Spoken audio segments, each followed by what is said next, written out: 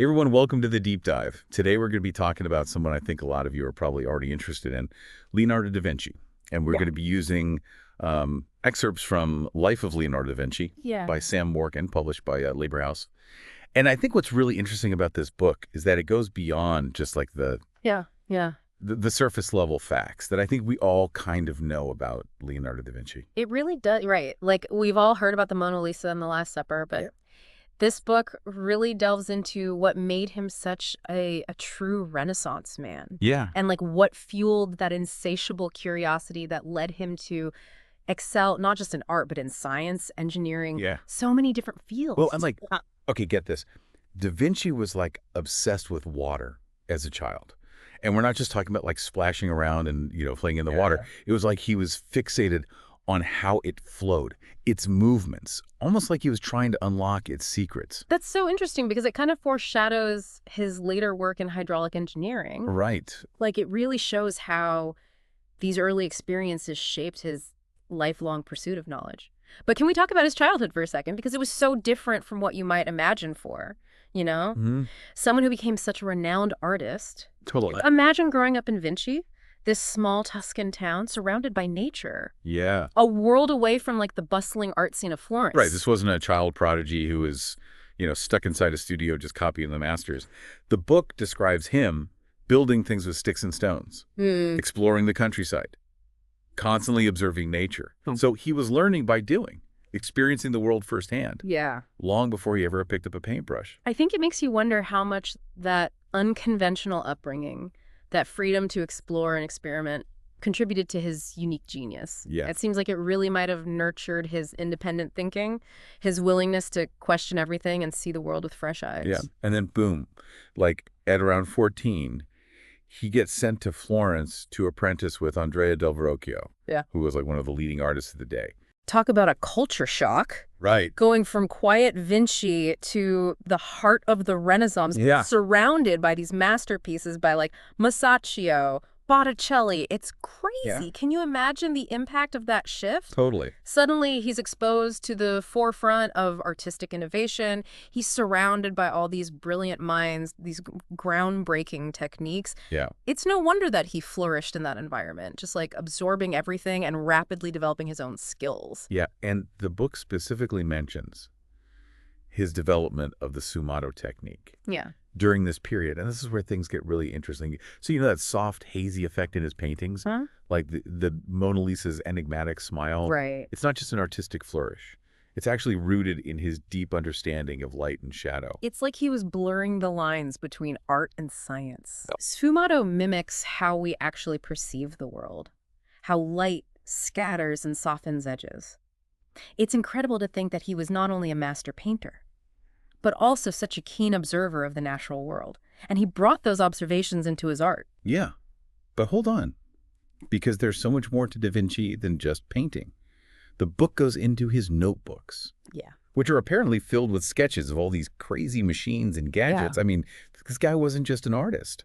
He was like a full-blown inventor and engineer. Yeah, and not just any inventor, a visionary. Some of his designs were literally centuries ahead of their time. I mean, we're talking about flying machines. An early concept for a robot, even ideas for a mechanical calculator. He designed a robot in like the 15th century? I know. How is that even possible? It's right. It's mind-blowing. And we're just scratching the surface here. The book talks about his fascination with flight, like how he was obsessed with understanding, how birds could soar through the air. Yeah. And he wasn't just dreaming about it. He was studying bird anatomy, analyzing wing structure, designing all these contraptions to try and replicate it. That's amazing. Yeah. It's like he was driven by this insatiable need to not only observe, but also to understand and even recreate the wonders of nature. Yeah. It makes you wonder what he would have accomplished with today's technology. Seriously. But speaking of pushing boundaries, we can't overlook his anatomical studies, which went way beyond what was typical for artists at the time. Right. He wasn't satisfied with just studying the outward appearance of the body. He wanted to delve deeper, to understand the intricate mechanisms beneath the surface. He actually performed dissections, right? He did. This must have been pretty controversial back then. Absolutely. But he wasn't afraid to challenge conventions. He dissected over 30 human bodies, meticulously documenting his observations in these detailed sketches and notes. And it wasn't just out of morbid curiosity, it was this thirst for knowledge, this drive to understand how things worked, not just what they look like. And this wasn't just some side hobby either. It directly informed his art. The way he depicted the human form, the realism and the detail, it all stemmed from this deep understanding of anatomy. And the book highlights his famous Vitruvian Man drawing, which perfectly embodies this fusion of art and science. Exactly. Vitruvian Man isn't just a beautiful drawing, it's a scientific exploration of human proportion and harmony. Based on the writings of the ancient Roman architect Vitruvius, it's like Da Vinci was trying to unlock the mathematical code of the human body, to find that perfect balance between art and science. It's incredible. We're only in part 1 of this deep dive. Yeah. And I'm already blown away by his insatiable curiosity and his ability to connect these seemingly disparate fields, like art and science. Me too. And trust me, there's so much more to uncover. Yeah. But before we dive into the next chapter of Da Vinci's life, I want to remind you about this incredible book we're discussing, Life of Leonardo da Vinci by Sam Morgan. It's a captivating journey through the mind of a true Renaissance man, and you can find it now from Librihouse. Absolutely. It's a must-read for anyone who wants to go beyond just the Mona Lisa and truly understand the depth of Da Vinci's genius. And hey, if you're enjoying this deep dive, make sure to like, share, and subscribe to the Librihouse Podcast for more daily book reviews and deep dives into fascinating topics like this. We'll be back with part 2 after a short break. So welcome back to the deep dive into Leonardo da Vinci. And before the break, we were talking about, his fascinating early life and kind of his artistic development. But what I think is so incredible about Da Vinci is that his genius, it didn't stop at art. He had this incredible drive to understand the world around him, and that led him down some truly extraordinary paths. Oh, yeah, for sure. Like I was saying earlier about his notebooks, they weren't just like him sketching pretty pictures. It was this incredible mix of like art.science.engineering, personal reflections. It was really like getting a glimpse into his brilliant mind. They really are like a treasure trove, aren't they? They contain thousands of pages filled with everything from anatomical studies to designs for flying machines, all war machines. And what's so striking is just how meticulous and detailed they are. It's as if he was documenting his entire thought process, his observations, experiments, even his failures. It just reveals this level of dedication to understanding the world. That's just mind-blowing. I have to admit, when I think of Da Vinci, I immediately picture those iconic paintings like the Mona Lisa. Yeah. But reading this book, this section about his work as an inventor and engineer, that was what really captivated me. It's like discovering this whole other side of this Renaissance man. Yeah, I think it's a side that often gets overlooked, but it's so crucial to understanding the full scope of his genius. Absolutely. He designed all sorts of incredible machines and gadgets, and many of them were centuries ahead of their time. I mean, we're talking about ideas for a mechanical calculator, a diving suit, even a helicopter. He designed a helicopter. I know, it sounds crazy. In like the 1400s. It's like he was envisioning technologies that wouldn't be possible for hundreds of years. Wow. Well, I was particularly fascinated by the part in the book about his obsession with flight. And it wasn't just like a whimsical dream for him. He was meticulously studying bird anatomy, analyzing wing structure, trying to crack the code of how birds could soar through the air. Right, he wasn't just content with observing, he wanted to replicate it. The book describes his detailed sketches and designs for flying machines, including one that eerily resembles a modern-day helicopter. Just imagine if he had access to the materials and technology we have today. I know, seriously. Yeah. The book even mentions his designs for parachutes, gliders, all these contraptions aimed at getting humans off the ground. You can just really sense his determination to conquer the skies. Yeah. Absolutely. But it wasn't just flight that captivated him. The book also highlights his designs for war machines, bridges, even an early form of a robot. He was really tackling all these practical problems, large and small, and coming up with these ingenious solutions, often centuries before those problems were even on anyone else's radar. That's incredible. That brings us to another aspect of Da Vinci's work that just completely blew my mind. His anatomical studies, they went so far beyond what was considered normal for artists at the time. Absolutely. And, we're not just talking about studying the external appearance of the body. Da Vinci actually performed dissections, which was, quite controversial back then, Right. in order to fully comprehend the muscles, bones, organs, every intricate detail. Yeah, the book mentions that he dissected over 30 human bodies. And he wasn't just casually dissecting. He was meticulously documenting everything. His sketches, notes, even 3D diagrams are incredibly detailed. It's amazing. And what's so fascinating is how those anatomical studies directly influenced his artistic creations, like his profound understanding of musculature, bone structure, and how the body moves, contributed to that unparalleled realism we see in his paintings. Yeah, and a perfect example, which the book highlights, is Da Vinci's Vitruvian Man. It's not merely a stunning drawing. It's this scientific exploration of human proportion, this seamless blend of art and science. Exactly. And speaking of blending art and science, the book also delves into Da Vinci's studies of water and weather. He was utterly captivated by the movement of water, the formation of clouds, and just the sheer power of nature. Yeah, it's like he wasn't just admiring a picturesque river. He was trying to decipher the physics behind how water flows and the forces that shape a landscape. His curiosity knew no bounds. Precisely. And this wasn't just about satisfying his intellectual curiosity. These studies had practical applications as well. They informed his designs for canals, bridges, and even his ambitious ideas for diverting rivers. It's fascinating how the book really emphasizes how Da Vinci's scientific inquiries weren't purely theoretical. They were often directly tied to real-world problems and potential solutions.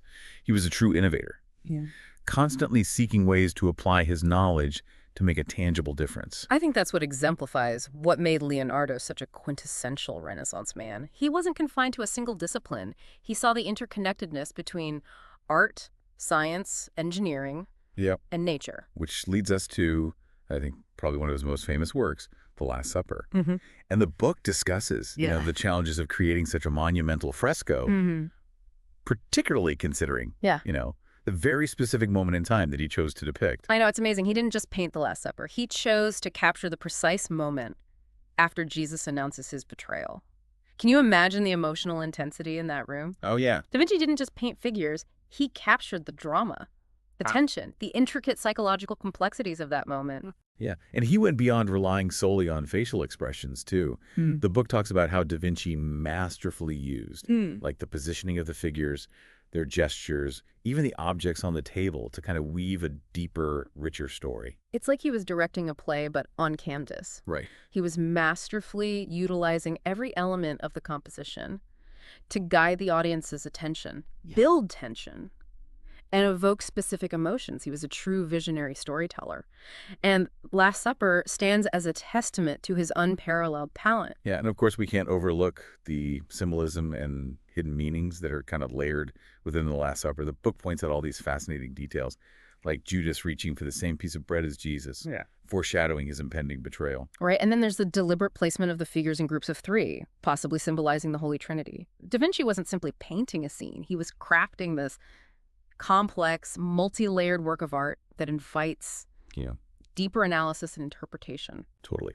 The book even mentions how the composition of the Last Supper skillfully guides the viewer's eye toward Jesus at the center, further emphasizing his central role in the narrative. Yeah, it's like he was using all of these techniques to draw you in and make you really feel the weight of that moment. So we've talked about a lot of Da Vinci's incredible works. But if you're eager to learn even more about his life, his work, and his enduring legacy, I highly recommend checking out Life of Leonardo da Vinci by Sam Morgan. You won't be disappointed. It's a fantastic book. And before we move on to the final part of our deep dive, let's just recap an essential point here. Leonardo da Vinci wasn't just a brilliant artist. He was a true polymath who embodied the Renaissance spirit of curiosity, innovation, and this unyielding pursuit of knowledge. If you are enjoying this deep dive on the Librihouse Podcast, please like, share, and subscribe for more daily book reviews and podcasts. We will be back with part 3 after a short break. Welcome back to the deep dive. And, it's incredible even after 2 parts. We're really just scratching the surface of Leonardo da Vinci's multifaceted genius. I mean, this book has been an incredible journey. It really has. And as we kind of delve into the later chapters of his life and work, I think what really continues to stand out is just how interconnected everything was for him. His artistic pursuits were fueled by his scientific curiosity, and his scientific discoveries in turn informed his art. It's like this beautiful cycle of knowledge and creativity. Yeah, I mean, the book even talks about how His scientific studies directly influence his artistic techniques. Like, one of the most fascinating examples is his mastery of sfumato, that smoky, hazy effect he achieved in paintings like the Mona Lisa. It wasn't just an artistic flourish. It was rooted in his understanding of light and shadow. Exactly. The author reveals that Da Vinci was actually exploring, like optical principles like light scattering, to achieve those subtle gradations of tone, those soft edges that make his paintings so lifelike. It's like he was mimicking how our eyes actually perceive the world, blurring the lines between art and reality. That's so cool. It's mind-blowing how he was able to translate these complex scientific principles into such stunning artistic techniques. And speaking of pushing boundaries, we can't forget about Da Vinci's anatomical studies, which, as we discussed earlier, went way beyond what was typical for artists at the time. Yeah, he wasn't satisfied with just studying surface anatomy. He wanted to understand the human body from the inside out, which is why he performed over 30 dissections. Can you imagine the dedication that must have required? Especially in an era when those practices were often met with suspicion. It's amazing. And the book details how Da Vinci meticulously documented everything that he observed during these dissections, creating these incredibly detailed anatomical drawings. And they're not just scientifically accurate, they're works of art in their own right, beautifully rendered and full of life. And as we talked about, this deep understanding of anatomy wasn't just for scientific curiosity. It directly translated into his ability to depict the human form with incredible accuracy and realism in his paintings. Yeah, right. The book highlights the Vitruvian Man as a perfect example. It's not just a stunning drawing, it's a scientific exploration of ideal human proportions based on the writings of the ancient Roman architect Vitruvius. It's like Da Vinci was trying to unlock the mathematical code of the human body to find that perfect harmony between art and science. And what's fascinating is that Da Vinci didn't just study anatomy in isolation. Like, the book explains how he was also fascinated by the proportions and harmony found in nature, seeing connections between the human body and the natural world. He was always looking for those universal patterns as underlying principles that connected these seemingly disparate fields. That's so interesting. And this brings us to kind of his later years, specifically his time in Milan working for Ludovico Sforza. And it wasn't just about painting pretty pictures. The book emphasizes how Da Vinci took on a wide range of projects, showcasing his versatility and his ability to apply his knowledge to these diverse fields. It's a testament to his polymathic nature, isn't it? He was involved in engineering projects, architectural designs, even work on festivals and theatrical productions. Da Vinci was essentially a one-man Renaissance machine, applying his talents to whatever challenges came his way. Oh, I love that. A one-man Renaissance machine. And I was really intrigued by the section about his work on the Milan Cathedral. He wasn't just adding decorative flourishes. He was consulting on structural issues, using his engineering knowledge to help solve practical problems. It really highlights how Da Vinci's knowledge wasn't just theoretical. It was grounded in real-world applications. He wasn't just an artist or a scientist or an engineer. He was a problem solver, a visionary who could see the interconnectedness of things and apply his diverse skills to make a tangible impact. It really makes you wonder what he would have accomplished if he had access to modern technology. It's a tantalizing thought. The book goes into his designs for all sorts of incredible machines, flying machines, war machines, even an early concept for a car. It's almost as if he could see the future of technology, envisioning these inventions that wouldn't be possible for centuries. And that brings us to Da Vinci's lasting legacy. It's incredible how his work continues to resonate with us today, centuries after his death.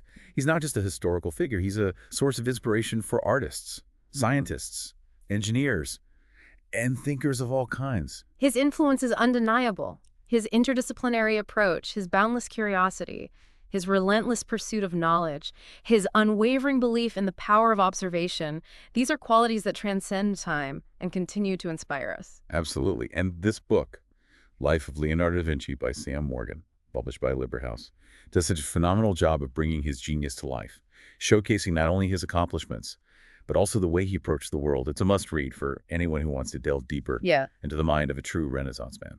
So what does this all mean for you, the listener? I think it means that Da Vinci's story is more than just a fascinating historical account. It's a call to action, an invitation to embrace your own curiosity, to question assumptions, to never stop learning and exploring, and to see the interconnectedness of everything around you. I love that. If Da Vinci were alive today, what fields would he be exploring? What problems would he be trying to solve? What innovations would he be dreaming up? It's a question worth pondering. And remember, his curiosity and thirst for knowledge knew no bounds. He wasn't just a genius. He was a role model for lifelong learning, a testament to the power of a curious mind. And that's a legacy we can all aspire to.